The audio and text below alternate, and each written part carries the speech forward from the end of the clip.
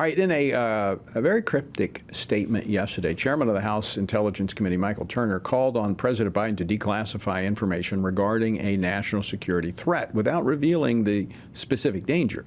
Now, media reports indicate that Chairman Turner likely was referring to Russian advancements in developing a space-based nuclear weapon.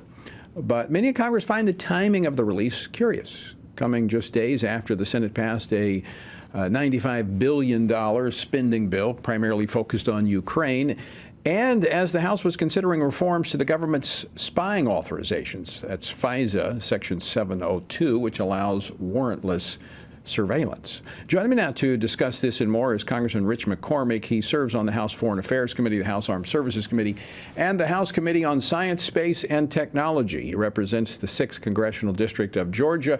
He is also a decorated Marine helicopter pilot and an emergency room doctor. Dr. McCormick, welcome back to Washington Watch and Semper Fi. Semper Fi, good to be with you. So you serve on the House Foreign Affairs Committee. You've spent time in the Middle East. You know about threats to our nation. Your reaction to yesterday's statement from Chairman Turner? You know, one of the things that concerns me, not just what's going on with Russia in space, but just the fact that we in Congress cannot keep a doggone secret. You had a bunch of people go into a skiff, look at classified information within minutes. It was out on the internet. That bothers me more than anything. I'm a military guy. We don't allow that. We track those things down. But in Congress, there's no accountability. We know that Russia has a lot of developed programs to do us harm.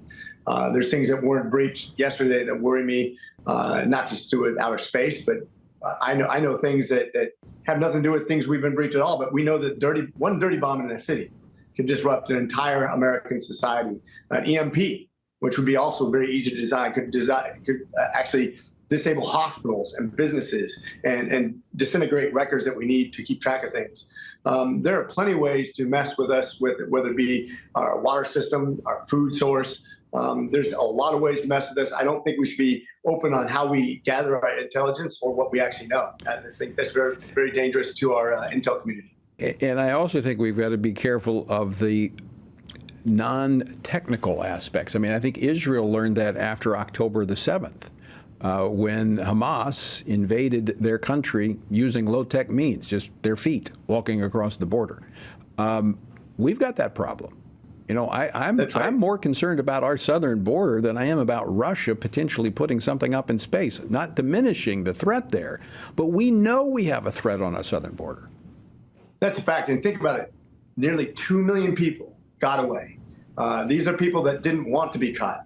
The most nefarious type, the people who have been wearing carpet on their feet, wearing camouflage, having backpacks full of who knows what. It doesn't take much material to get into the United States for low-tech disruption of our cities. And that's why I go back to dirty bombs, EMPs, contaminants. It could be a fungus. It could be a bacteria. It could be a new virus. It could be a lot of different things to become. We know that fentanyl.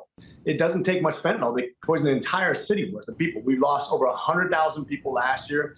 When I was an ER physician last year, I lost 4 patients. I'm just one ER doctor. I lost 4 patients, anywhere from 16 to 37 years old. Can't do anything about it. I mean, this is a real invasion with real consequences. And these people could mean all kinds of harm from all different countries.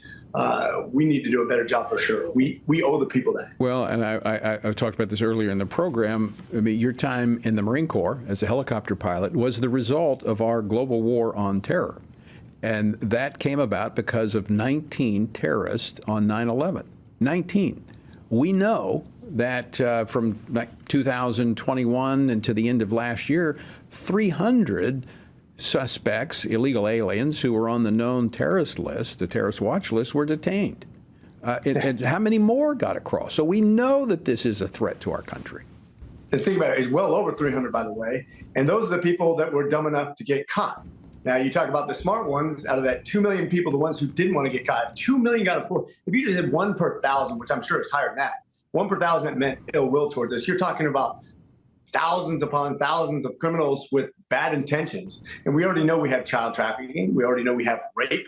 We already know we have drug problems. We already know we have crime. We know we have diseases coming across the border. We have no accountability whatsoever. But these people are the ones who wanted to get away. They don't want to be accountable. They're not looking for asylum. They're people who go back and forth, transmitting all kinds of bad things to the United States. And that is a massive, massive scale problem that the president has not addressed in one iota. So, final question for you, 30 seconds left.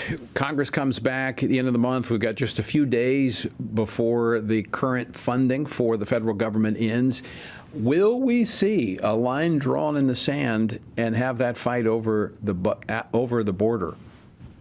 I think so. The speaker has basically promised that. I think there's plenty of us that have made that our line in the sand because America wants it. It's not just a Republican issue. It is a bipartisan issue that we have a safe, secure border. That is our constitutional responsibility to protect the people. And I think we will draw the line in the sand. Congressman Rich McCormick, always great to see you, and appreciate you joining us this afternoon. Always a pleasure. God bless you. All right.